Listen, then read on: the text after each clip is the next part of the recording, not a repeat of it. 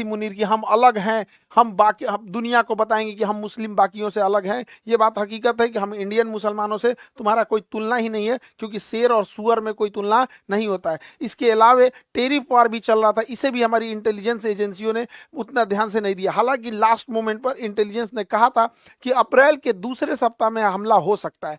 अप्रैल के जब दूसरे सप्ताह में हमला की इतनी सटीक जानकारी थी, फिर भी जब यहाँ पे पर्यटक थे, यहाँ पर इस बसरान घाटी में, यहाँ पर एक भी हॉस्पिटल नहीं था, ना ही एक कोई पुलिस का जवान था, ना ही कोई मिलिट्री थी यहाँ पर। इसके अलावे जब यहाँ पे दुर्घटना हुई, जब आतंकवादियों ने गोली मारा, तो उस समय लगभग आधे घंटे बाद नीचे से आर्मी आ रही है या फिर पुलिस आ रही है। आधा घंटा में तो कोई पर्यटक को तो गोली वगैरह चलाने आता नहीं है, और ये पूरी घाटी खाली थी, कहीं छुपने का भी जगह नहीं था, वहां आराम से गोली मार दिया गया। कुछ लोगों की तो मृत्यु केवल ब्लड लॉस की वजह से हो गई, क्योंकि एम्बुलेंस भी 1.5 घंटा बाद आई थी। तो वहां जब इतने बड़े पर्यटकों का स्थल था, इतने हजारों की संख्या में पर्यटक थे, तो सरकार क्या कर रही थी?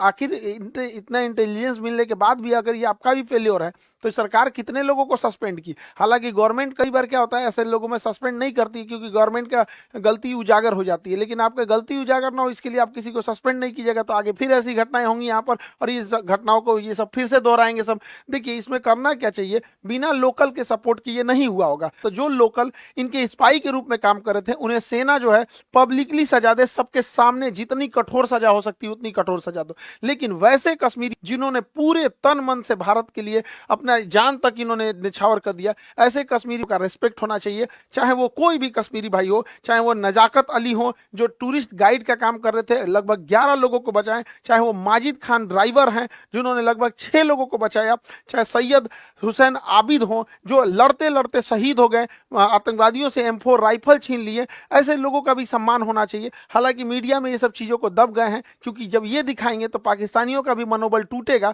पहले ऐसे लगता था पाकिस्तानियों को न कि कश्मीर के सारे लोग पाकिस्तान का साथ देंगे, अब ऐसा नहीं है। हम तो महाराष्ट्र सरकार का भी धन्यवाद देते हैं, एक नाथ शिंदे जी का, जिन्होंने ऐलान किया है कुछ पुरस्कार राशि देने के लिए ऐसे परिवार को, और इनका टूटा हुआ मकान भी बनाने की बात कहे हैं। देखिए, इस बार का मामला थोड़ा अलग था। जब ये हमला हो रहा था, तो इससे काफी दूर श्रीनगर है, इससे काफी दूर श्रीनगर, श्रीनगर का लाल चौक का एरिया हमेशा चहल पहल रहता है। लेकिन वो एक हफ्ते तक श्रीनगर की सड़क शटर डाउन रहा, ये दिखाने के लिए कि ये लोग इस घटना में शहीद हुए लोगों की श्रद्धांजलि दे रहे हैं। और जमा मस्जिद के इमाम ने भी पूरे खुल के मंच से भी कहा था कि इस तरह की किसी भी घटना को पाकिस्तान अगर अंजाम देता है तो इस सब चीजों को कभी एक्सेप्ट नहीं किया जाएगा। तो इस बार भारत में इस चीजों को एकता देखने को मिली है। लेकिन जो लोग इसमें शहीद हुए हैं, चाहे वो पर्यटक हैं, चाहे जो वहां के लोकल लोग हैं, उनको भी गवर्नमेंट को सोचना पड़ेगा। तो इनको भी कश्मीर के एरिया में कुछ बागान होंगे, जैसे ड्राई फ्रूट के बागान हो सकते हैं, केसर के हो सकते हैं, या फिर सेब के हो सकते हैं, तो गवर्नमेंट इन्हें अलॉट कर सकती है, या गवर्नमेंट इन्हें पुरस्कार दे सकती है, जिससे कि बाकी के लोग प्रेरित हो गए। कोई डीएम एसपी क्यों बनना चाहता है? क्योंकि देखता है कि समाज में उसकी इज्जत है। तो ऐसे लोग जो इस तरह से, जो पहाड़ पे चला नहीं जाता है, अपने पीठ पे लेकर बच्चे को लेकर भागे हैं लोग, ऐसे लोग को जब हम समाज में पुरस्कृत देंगे तो बाकी लोगों को भी प्रेरणा मिलेगी, लोग पत्थर चलाना छोड़ के ऐसे कामों में आएंगे। सरकार को इसमें भी ध्यान देना चाहिए। और जो ये बहन को सोचिए क्या बीत रहा होगा, ऐसे शहीद हो गए जो यहाँ पर, इन लोगों को कश्मीर में ये घूमने आए थे पर्यटक बनकर, लेकिन यहाँ पर इन लोगों को एक एरिया सरकार को अलॉट कर देना चाहिए कि ये उन्हीं लोग के लिए एरिया अलॉट रहेगा। जो लोग यहाँ पे शहीद हुए उनके परिवार के लिए ये एरिया अलॉट कर दिया जाएगा। और हर साल 22 अप्रैल को हर साल बड़ी संख्या में पर्यटक फिर उसी जगह पर जाएं, और उसी घाटी पे जहां पे आतंकवादियों ने गोली चलाया था, वहां हम लोग दोबारा खड़े होकर लाखों की संख्या में तिरंगा झंडा लेकर भारत माता की गान गाएं और अपना राष्ट्र गान गाएं, और ये दिखा सके आतंकवादियों को कि तुम्हारे गोलियों से हम डरने वाले नहीं हैं, हमारे हौसले अभी भी बुलंद है, तुम्हारे कायराना हरकत से हम नहीं है, औकात है तो हमारी इंडियन आर्मी से लड़ लो यहाँ पर। अब हम लोग को समझना पड़ेगा कि ये आतंकवादी सब चाहते क्या है, ये आतंकवादी क्या चाहते हैं। तो देखिए, ये आतंकवादी अगर चाहता तो इनको गोली मार दिया, इनकी वाइफ को भी मार सकता था, लेकिन नहीं मारा। कहा कि तुम मतलब पूछा कि हिंदू हो कि मुस्लिम हो, धर्म पूछ के मारा। ये जानता था कि ये बात जब समाज में जाएगी तो ये इन आतंकवादियों का मकसद है कि भारत को इंटरनल तोड़ दिया जाए। देखिए, एक्सटर्नल लड़ाइयां हम लड़ सकते हैं, इंटरनल टूट जाएंगे तो बड़ा मुश्किल हो जाता है। तो जानबूझ पूछ के गोली मार दिया और इन्हें छोड़ दिया ताकि समाज में ये बात फैले, ताकि एक दूसरे से नफरत बहुत ज्यादा फैले। लेकिन उसी समाज में ये नहीं जान रहा था, जैसे आबिद जैसे लोग भी थे, उसी समाज में नजाकत अली जैसे लोग भी थे जिन्होंने इन पर्यटकों को निकालने का काम किया। और इतनी बड़ी घटना में जहां पर मेजॉरिटी कम्युनिटी हिंदू है भारत में, और पूछ कर कि तुम हिंदू हो कि नहीं, और गोली मारा गया, फिर भी इस समाज में, इस देश में एक भी दंगा होने नहीं दिया गया, जो बताता है कि हमारा समाज, हमारी संस्कृति, हमारे भारत और सनातन संस्कृति में जो ये जो चीजें हैं, इतना इन सबों की तरह नफरती ये जो आतंकवादी बढ़ रहे हैं सब, इन सबको तो वर्दी पहनने का भी अधिकार नहीं है। इन लोगों को बताइए धर्म जाति पूछ के कौन हत्या करता है किसी का?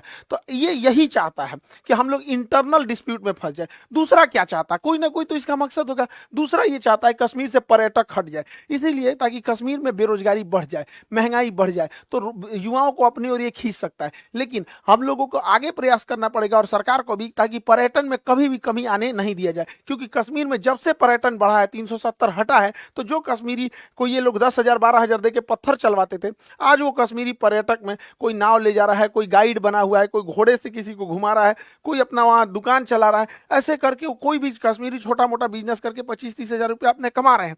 धीरे धीरे जब वो सेटल्ड हो जाएंगे तो अपना घर बनाएंगे, अपने बच्चों को पढ़ाएंगे, अपने लिए कुछ गाड़ी घोड़ा खरीदेंगे, फिर उनकी लाइफ होगी। तो वो कश्मीरियों को समझ में आएगा कि पाकिस्तानी उनका ब्रेन वॉश करते हैं, फिर उनको लगने लगेगा कि नहीं, हमको ये सब आतंकवादी पत्थर नहीं चलाना है, हमारा हंसता खेलता परिवार है। तो भारतीय सेना, भारत सरकार और 370 हटने के बाद बड़ी मेहनत से हम लोग ही गए।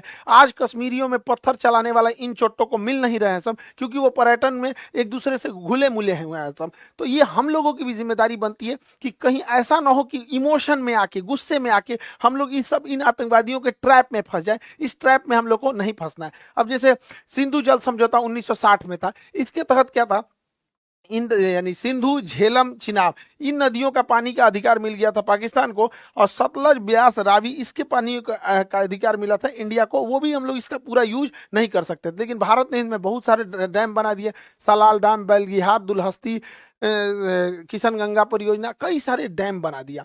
अब इसमें इतनी भयानक घटना हुई थी, इसलिए भारत सरकार ने इन डैम के पानियों को रोका। हालांकि हमारे पास अभी फिलहाल पूरा इंफ्रास्ट्रक्चर नहीं है कि पानियों को ज्यादा देर तक होल्ड कर सके, लेकिन अभी क्या है कि 2 महीने बाद धान बोने के टाइम आएगा, और जब हम धान बोते हैं तो धान में ज्यादा पानी चाहिए, उस समय बांध की पानी रोक दे और जो धान की फसल है ये नष्ट हो जाए, धान की फसल नष्ट हो जाए, क्योंकि पानी नहीं मिलेगा तो धान की फसल बर्बाद हो जाएगी। और उस पानी को रोके रखे, और जब ये पानी जाएगा, ठंडी का दिन आएगा, अक्टूबर नवंबर आएगा, तो गेहूं बोने का टाइम आता है, गेहूं को ज्यादा पानी देंगे तब नष्ट हो जाएगा, तो उस समय पनिया छोड़ दे, धान को सुखा के मुआ दे, गेहूं को भिगा के खत्म कर दे। इन भिकमंगों को जब आटा खरीदेगा 600 रुपए किलो, तब समझ में आएगा कैसे तड़पा तड़पा के। देखिए हमारे मासूम जनता, मासूम लोगों को गोली मारे हैं सब।